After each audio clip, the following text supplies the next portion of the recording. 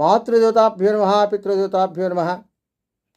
శ్రీకృష్ణ పరమాత్మనే నమో నమః. ఆ శ్రీకృష్ణ పరమాత్మ అందరినీ కూడా ఆయు ఆరోగ్య ఐశ్వర్యాలు ఇచ్చి కాపాడాలని కోరుతూ ఉన్నాం. తిరువూరు శేషమేంద్ర ఆశ్రమం నుండి ప్రతిరోజు కూడా ఒక మంచి మాట చెప్పుకుంటున్నాం. ఈ రోజున భగవద్గీత 17వ అధ్యాయం 24వ శ్లోకం గురించి విశ్లేషణ ఇచ్చుకుందాం. దాంట్లో ఏం చెప్పబడిందంటే, తస్మాదో మిత్యుదాహృత్య యజ్ఞదాన తపక్రియా ప్రవర్తంతే విధానోక్తా సతతం బ్రహ్మవాదినాం అని తెలియచేస్తుంది.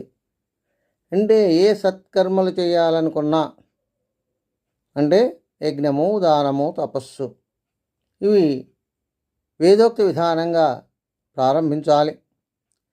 అలా ఎలా ప్రారంభించాలి అంటే, బ్రహ్మవాక్ అయినటువంటి ఓంకారాన్ని ఉచ్చరిస్తూ ఆ తర్వాత ఈ సత్కర్మలు కనుక కొనసాగించినట్లయితే ఎప్పుడూ కూడా ఆ కార్యక్రమాలన్నీ శుభప్రదమవుతాయని వేదవేత్తలు ద్వారా మనం తెలుసుకుంటున్నాం.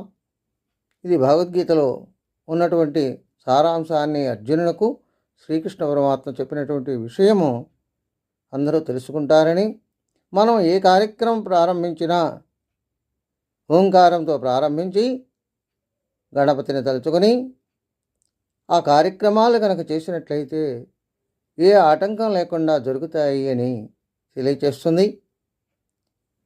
మన యొక్క సనాతన ధర్మం ఆ విధంగా చెబుతుంది కనుక అందరూ కూడా ఆచరించి శ్రీకృష్ణ పరమాత్మకు ఆయన యొక్క కరుణా కటాక్షాలు కృప పొందుతారని, ధన్యులవుతారని తెలియచేస్తున్నాం. స్వస్తి. సర్వే జనా సుఖినో భవంతు. ఓం శాంతి శాంతి శాంతి.